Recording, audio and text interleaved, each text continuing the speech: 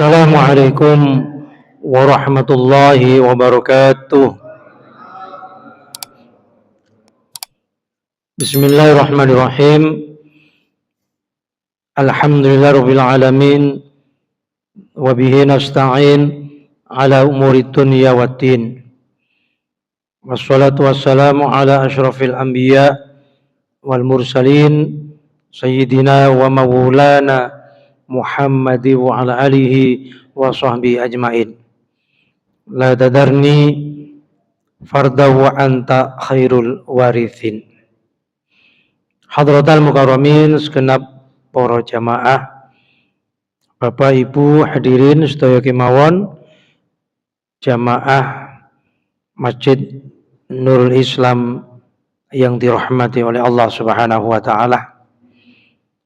Syukur walhamdulillah pada momentum yang mulia ini Allah telah memberikan nikmat dan berbagai nikmat berupa iman Islam.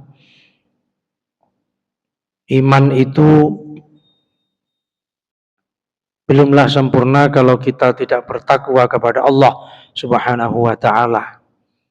Karena takwa itu bagaikan pakaian keimanan.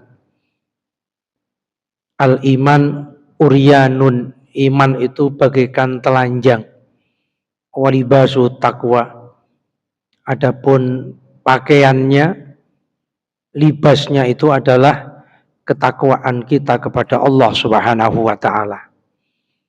Maka dengan kita selalu bertakwa, tumbuh akhlak yang mulia, tumbuh budi pekerti, serta tumbuhlah rasa malu. Karena takwa itu juga belum sempurna kalau kita belum memiliki rasa malu. Oleh karena itulah malu itu penting, karena al-haya'u minal iman. Malu itu sebagian daripada iman. Malu kita kalau sekiranya berbuat dosa kepada Allah. Malu rasanya kita tidak melakukan ketaatan kepada Allah, sedangkan Allah telah begitu banyak tanpa perhitungan memberikan limpahan rahmat dan nikmatnya kepada kita. Mari kita tutup, mari kita buka ya, halaman 196. 196.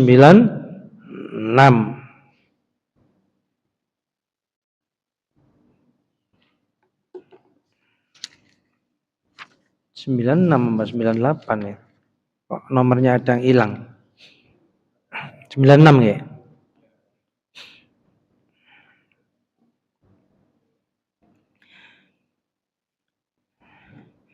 Di bawah sendiri itu kata Syekh Abu Hafs Umar bin Hasan dalam kisahnya bahwa tatkala telah tampak kenabian Nabi kita Muhammad Sallallahu Alaihi Wasallam, kelanjutan kisah yang kemarin, begitu mukjizat sudah ditampakkan oleh Nabi atas izin Allah Subhanahu wa taala, bukannya Abu Jahal itu beriman, tapi semakin hasud, semakin hatinya itu mengeras. Demikian itulah di dalam Al-Quran, di surat Al-Baqarah, Allah menegaskan, a'andartahum amlam tundirhum la yu'minun. Jadi orang-orang yang dalam keadaan kufur kepada Allah, manakala diberikan peringatan ataupun juga tidak diberi peringatan, diberitahu atau tidak diberitahu, diingatkan atau tidak diingatkan, ya sami mawon. Mereka tetap enggan untuk beriman kepada Allah Subhanahu wa ta'ala. Maka rasa hasudnya itulah Abu Jahal ini dikenal julukan oleh Nabi Abu Jahal. Ya, Abu itu bapak, Jahal itu kebodohan. Bapak dari kebodohan. Bapak wong bodoh lah, nggih. Namanya sendiri apik saja nih, Amr bin Hisham. Karena orang Arab ya namanya ya bagus, Amr bin Hisham. Malah orang-orang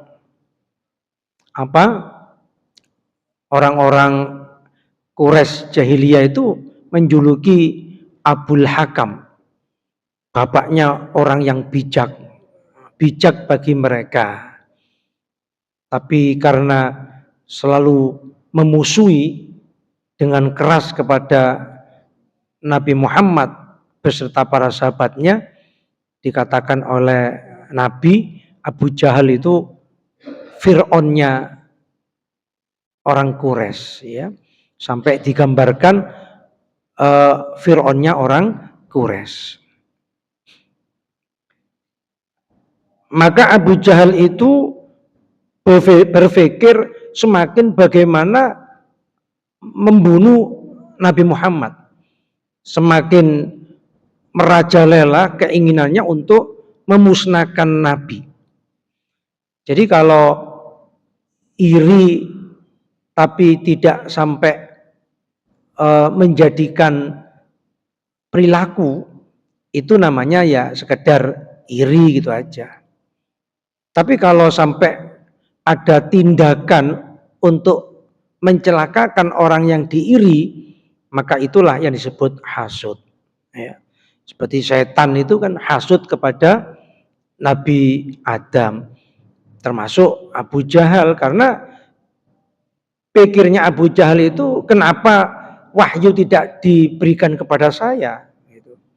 Kenapa bukan saya yang diangkat jadi nabi, kok Muhammad? Jadi sesungguhnya didasari kekufuran Abu Jahal itu karena hasud. Ya. Maka Abu Jahal itu mengumpulkan anggotanya, termasuk budak-budaknya, disuruh untuk menggali lubang. Maka digalilah lubang itu, lalu kemudian ditutup dengan pasir lagi, seakan-akan ya nggak ada lubang, ya seperti jalan biasa begitu saja, apalagi itu di depan pintu daripada rumah Abu Jahal. Karena Abu Jahal itu sendiri punya keyakinan, kalau saya nanti pura-pura sakit, beritakan, informasikan kepada Muhammad, pasti dia datang. Ya artinya kan sebenarnya Abu Jahal itu sangat-sangat paham kalau Nabi Muhammad itu punya akhlak yang mulia. Wong namanya saja Muhammad itu, kadang Abu Jahal itu nggak mau nyebut Muhammad, tuh nggak mau. Paling iku lho, wong iku lho. Kalau istilah orang rungkut itu ya dia itu ancene dan sebagainya. Karena kalau panggil Muhammad kan otomatis memuji Nabi Muhammad. Karena Muhammad itu artinya orang yang terpuji. Jadi sebenarnya Abu Jahal itu sangat anti lah, enggan untuk memuji Nabi Muhammad. Sampai nyebut-nyebut namanya aja nggak mau sebenarnya. Lah dia pun juga tahu, nanti kalau informasikan saya sakit, tentu dia akan datang. Nah, kan artinya tahu kalau Nabi itu punya akhlak yang mulia, karakter yang luar biasa baik. Maka lalu kemudian datanglah Rasulullah, ya. Begitu hendak sampai ke rumah Abu Jahal, ya, sudah mengetuk pintu, ternyata diberitahukan oleh malaikat Jibril bahwa di pintu itu, di tempat itu ada lubang yang akan menjebak Nabi Muhammad. Nanti kalau otomatis kejebak kan segera diuruk, maka dikubur hidup-hidup begitu. Makanya Rasulullah kembali. Lah begitu kembali, saking saking gopoe Abu Jahal lali, lupa dia kalau telah membuat jebakan, segera memanggil Nabi yang hendak masuk gak jadi itu, justru dia terjerembab atau terperosok ke lubang buatannya itu sendiri. Gitu. Nah itulah orang itu kalau jahat itu sesungguhnya kejahatannya kembali pada dirinya sendiri. Siapa yang menebar benih, dia akan yang memetik buahnya. Jadi orang itu kalau menghina orang, hinaan itu sesungguhnya kembali kepada dirinya sendiri. Menghujat, menghina, atau mencelakakan dan lain sebagainya kepada orang lain, maka itu sesungguhnya adalah untuk dirinya sendiri. Kullu syai'in fa'atba'a sababa. Setiap sesuatu itu ada sebab. Makanya kadang diberikan oleh Allah azab itu ketika nanti yaumul kiamah, tapi tidak sedikit yang azab itu juga diberikan oleh Allah di saat di dunianya sudah mendapatkan.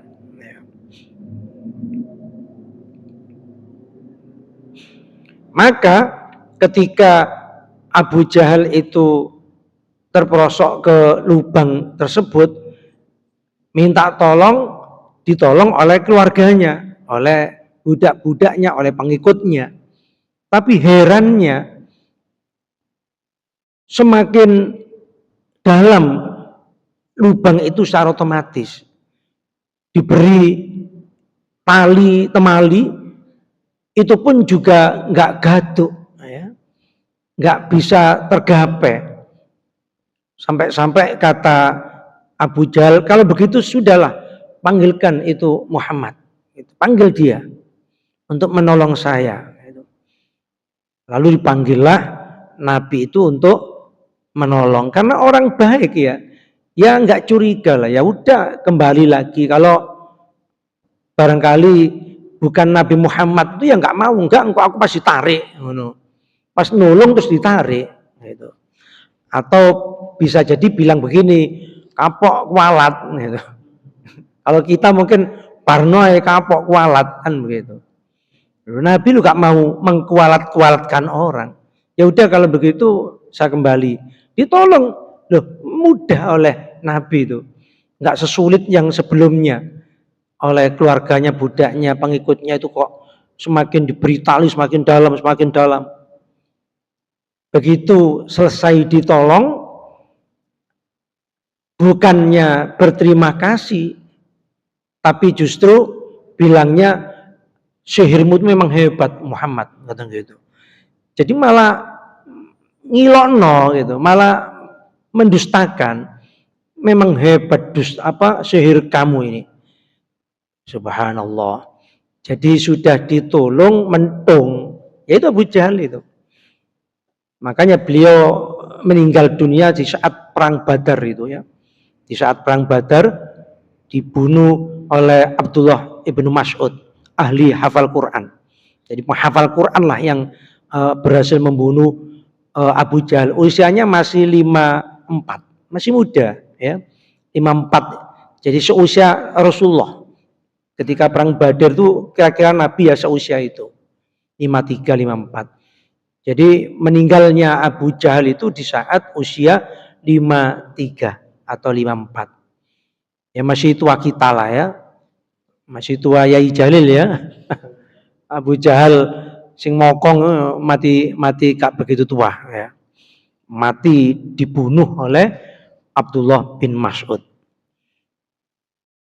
Jadi Bapak Ibu hadirin semuanya, itulah ketauladanan Nabi kita kepada umatnya yang memang luar biasa sangat baik, sehingga dipuji oleh Allah. Jadi yang memuji itu bukan manusia. Kalau yang memuji manusia itu biasa. Lah yang memuji Allah, dipuji bahwa engkau itu memang memiliki akhlak yang mulia, kata Allah. Wa ala khuluqin azim. Memang engkau ini punya akhlak yang sangat mulia. Khuluq, akhlak azim, agung. Jadi kalau yang memuji manusia itu biasa. Kalau yang memuji Allah itu yang luar biasa. Sama dengan kalau yang memuji orang Islam itu ya biasa-biasa. Nah, Nabi Muhammad itu yang memuji orang non-muslim. Ditulis urutan 100 besar tokoh dunia, Nabi diletakkan di nomor 1. Jadi kalau orang Islam meletakkan Nabi tokoh nomor 1 itu biasa. Nah, kalau non-muslim meletakkan Nabi sebagai tokoh luar biasa nomor 1 dunia itu yang luar biasa. Makanya kalau penguasa itu banyak. Kalau penguasa itu banyak. Tapi kalau pemimpin itu Nabi Muhammad Shallallahu Alaihi Wasallam. Sebab kalau penguasa itu ya sifatnya per wilayah, raja, presiden, perdana menteri. Tapi kalau Rasulullah itu adalah seorang pemimpin yang rahmatan lil alamin, meliputi seluruh jagat raya, yang dipimpin bukan hanya manusia tapi para jin. Bukan saja 1-2 wilayah tapi seluruh dunia. Itulah Nabi kita Muhammad, sehingga beliau mencanangkan dalam kerasulan beliau itu adalah menata akhlak. Innama bu'istu liutammima makarimal akhlak. Jadi program utama Nabi itu ya akhlak itu, karena orang-orang kafir Quraisy Makkah saat itu bukan orang-orang miskin, orang kaya-kaya, ya, orang kaya-kaya. Haji, umroh belum disyariatkan oleh Allah, seluruh penjuru dunia penyembah berhala itu sudah selalu tiap tahun berkunjung ke Makkah untuk berdagang. Di negeri Syam, negeri Yaman, negeri penjuru dunia itu selalu berdagang di Makkah sana. Itu pusat perdagangan dunia. Makanya kaya-kaya. Demikian pula mereka pinter-pinter, ya. Bersyair itu juara 1 mereka. Cuma mereka itu jahiliyah, tidak mengerti alias bodoh, gak ngerti dosa, ya. Tidak tahu tentang bagaimana itu dosa, tidak tahu tentang bagaimana syirik, bagaimana hakikat menyembah Allah. Maka akhlak mereka begitu rusak, ya. Maka disitulah yang dicanangkan misi visi Nabi itu adalah akhlak. Maka kewajiban kita untuk mentauladani, dan itu wajib karena apa? Perintah Allah, laqad kana lakum fi rasulillahi uswatun hasanah liman kana yarjullah wal yaumal akhir wa dzakarallaha katsira. Jadi liman kana yarju, bagi orang yang berharap bertemu Allah, ngaku iman, ya harus beruswah kepada Rasulullah. Jadi kalau orang itu beriman kepada Allah, iman pada hari kiamat, rela mau berzikir, ya wajib beruswah kepada Nabi kita Muhammad, karena itu perintah Allah, jadi hukumnya wajib. Sifat-sifat Nabi sudah dijelaskan. Pertama, asyidqu, jujur, ya. Sifat Nabi itu jujur. Makanya di usia remaja, usia 25 tahun, beliau itu sudah dikenal di kalangan Arab itu Al-Amin. Orang yang sangat jujur, bisa dipercaya, sangat jujur. Sehingga ikut dagang ke Siti Khadijah itu kejujurannya luar biasa, sehingga Siti Khadijah itu malah naksir, gitu. Naksir akhlaknya. Lah kejujuran itu dalam hidup ini sangat penting, ya. Jangan sampai kita ini hidup senantiasa diliputi oleh kedustaan. Itulah salah satu tanda orang-orang munafik. Jadi kebalikannya tidak jujur, bohong itu kan munafik. Jadi orang yang kebiasaan bohong itu adalah orang-orang munafik. Orang mukmin ya selalu jujur. Itu diimbangi dengan al-amanah, ya. Bisa dipercaya. Makanya sekarang ini ndelek utangan ya angel. Angel ndelek utangan ini. Karena hilangnya kejujuran dan amanah. Akhirnya di mana-mana ada mekar. Mekar itu loh. Di kampung-kampung itu namanya mekar itu ya milik negara itu loh. Yang utang piutang per minggu nyaurnya itu. Belum lagi penggadaian, belum lagi perbankan, belum lagi hal-hal yang rentenir utang piutang. Karena apa? Karena hilangnya amanah. Gitu. Coba kalau jujur, amanah, sebagaimana Rasulullah itu minjam uang misalnya, minjam Aba Jalil lah. Kalau uang 500 saja jelas ada, gak mungkin gak ada kan, kalau hanya 500. Tapi kenapa orang-orang enggan memberi? Karena gak amanah. Jadi begini, minjem uang, janjinya nanti tanggal 10 Oktober di sahur. Ternyata juga gak nyaur-nyaur. Gak nyaur. Lalu kalau ketemu melengos, kalau ketemu malah seperti orang ketakutan, malah gak mau nyaur. Coba kalau kita mengikuti prinsip Islam.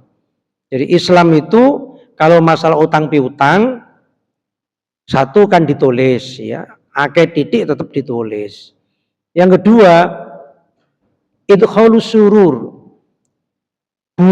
bungakan, senengkan, jadi gembirakan orang yang punya uang itu.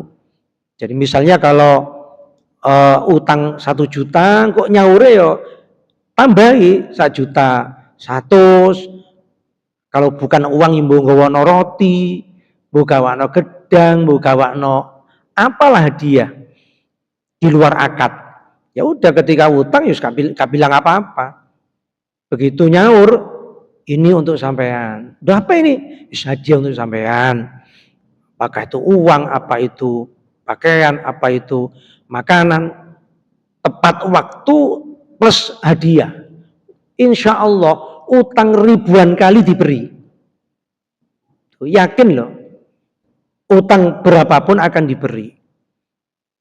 Tapi kalau sekali utang gak nyaur, mene utang mana gak nyaur, ping telu yo wassalam, selamat tinggal gitu. Iya kalau Gusti Allah, kalau Allah itu kita berbuat dosa sehari 70 kali, asal mau tobat diampuni. Lah kalau dosa sesama manusia nggak mau dia mengampuni, dienteng-enteng, awas. Utang ping telu gak nyaur, ping papat yo gak takekin lho gitu. Akhirnya pole dadine dikebyah uyah. Sing gak nyauran iku siji loro tapi kuwabe wong dadine dipadakno. Akhirnya disamakan. Seakan-akan ya suwung iku ngono iku, ate utang ya gak gelem nyaur gitu. Nah, itu ruginya. Coba kalau amanah, cari penggawean gampang, delek pinjeman gampang, delek utangan ya gampang. Kadang-kadang kalimat insya Allah pun dibuat tulinan. Insya Allah itu sebenarnya kita bersandar kepada Allah. Artinya kecenderungan potensinya itu siap. Karena yang dibuat sandaran Allah. Kalau Allah menghendaki.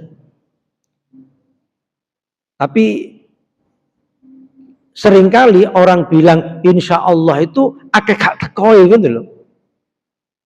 Insya Allah akeh gak teko ya. Insya Allah 40% kedatangannya gitu.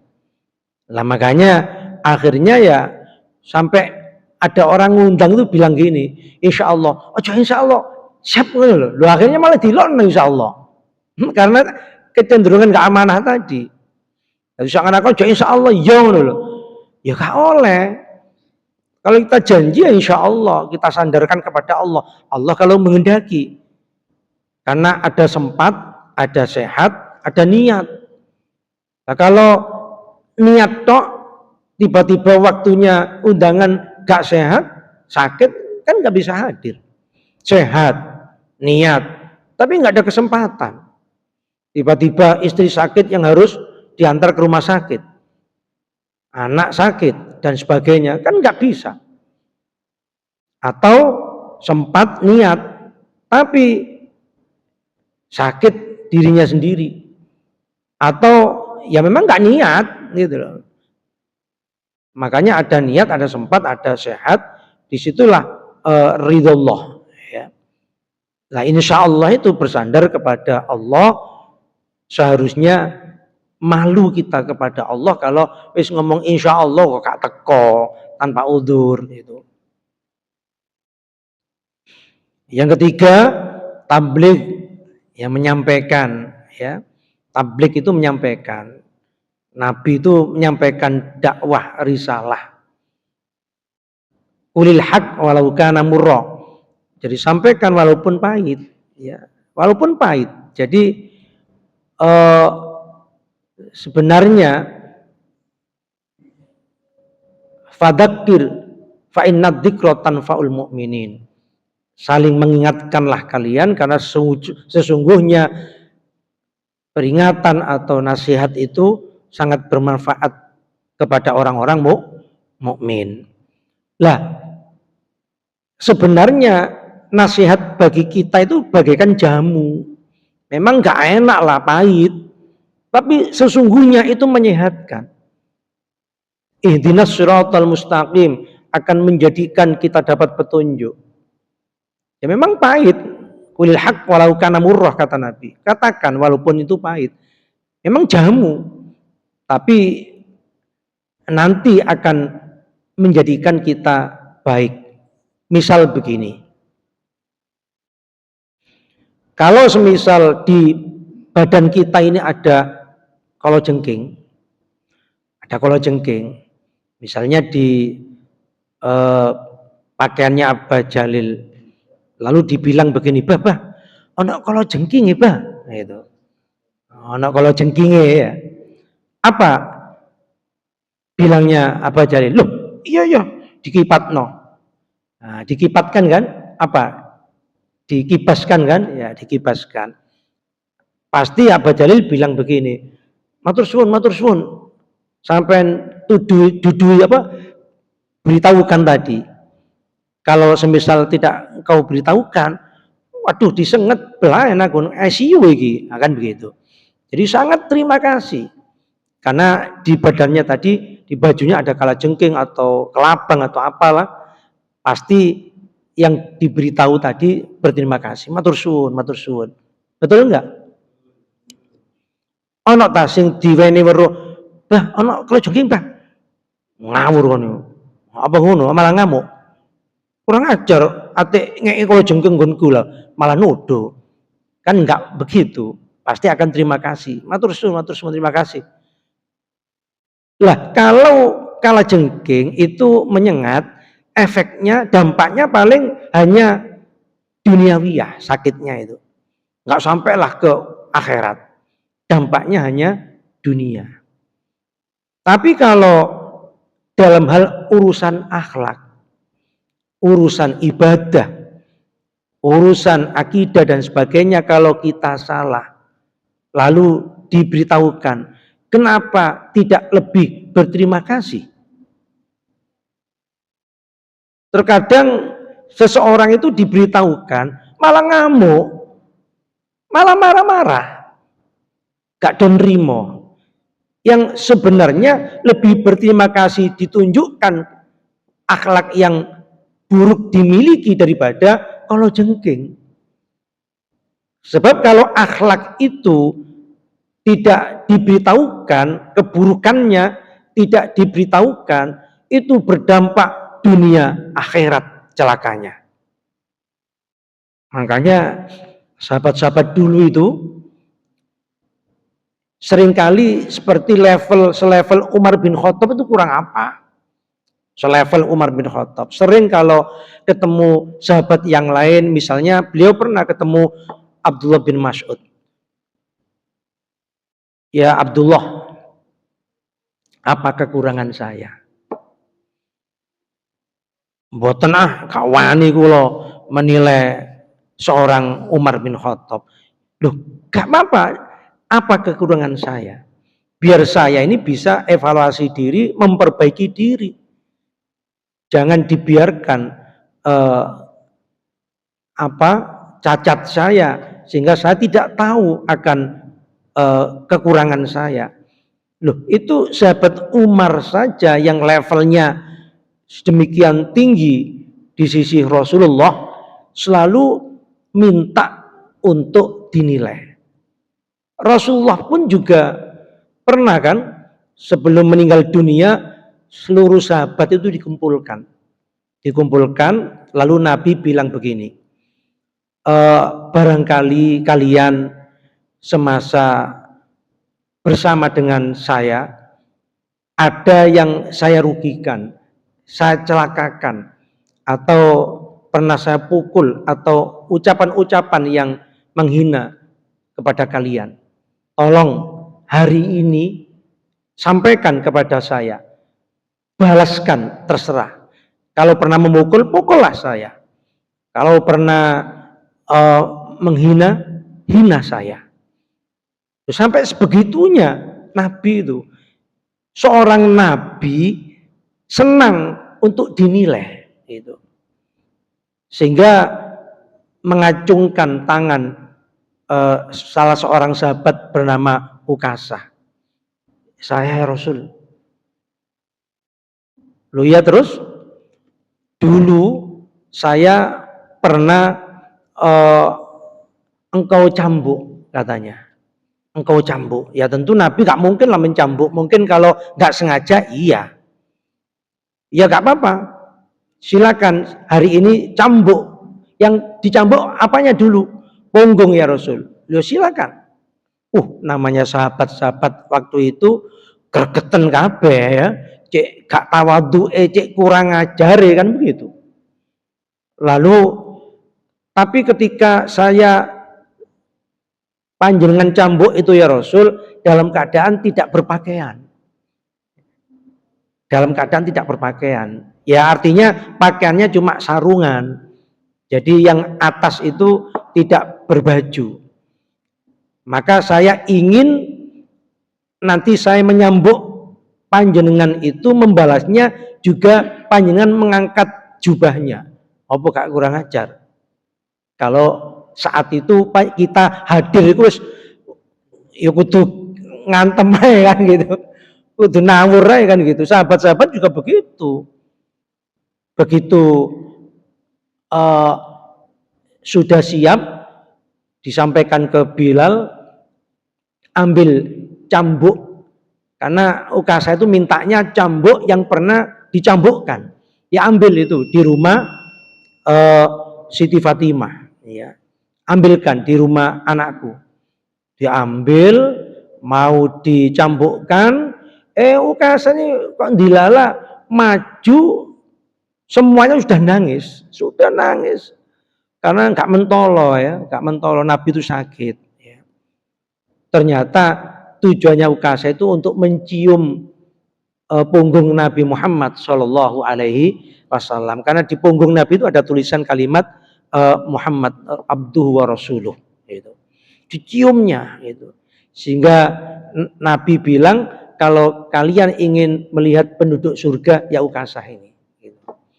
Malah dibilang ahli surga walaupun gregetno sadurunge ya. Ya itulah tablik. Ya tablik itu Nabi pun ingin dinilai. Ya nggak apa-apa, cuma caranya wajadilhum billati hiya ahsan, dengan cara baiklah. Oh kadang ono dudukne ku bentak, keriting cek nyala terus, klik klik klik klik, pelan, Mas Bu ngapunten keritingnya, kan enak. Keriting lho Pak, ngono iku lho sing garai apa ya, keriting. Oh ya Pak maaf sandalnya di bawah sana, bukan di sini kan enak ya. Sebelah sana sandal itu kalau masuk ke Nurul Islam. Sandalnya lu gak nonton ta, tulisan suci gede ngono. Ya kan tersinggung orang. Kata hati itu kelihatan kok. Coba panjenengan kalau sepeda motor, mobil itu, tit, oh wong apik iki, tit wong apik. Ate tit tit, iku wong rada emosi bisa. Kan bisa dibaca dari klakson itu. Ate tit, ngamuk iki, ngamuk ketara iki. Nah, kan begitu. Jadi klakson saja bisa menggambarkan kata hati seseorang. Demikian pula ketika menegur orang itu juga harus dengan kata hati yang lembut, sebagaimana Rasulullah itu loh. Jadi bukan dengan cara lah mosok ya apa keliru kan, keriting itu dinyalakan terus ya gak apa-apa lah, keliru. Mak caranya kalau Pak Bu keritingnya Bu nyala terus kan enak. Atau keritingnya Bu, oh ya orang kan boleh tersinggung. Jadi kembali kita memang harus tabligh, menyampaikan walau pahit. Lah yang menerima pun juga itu jamu.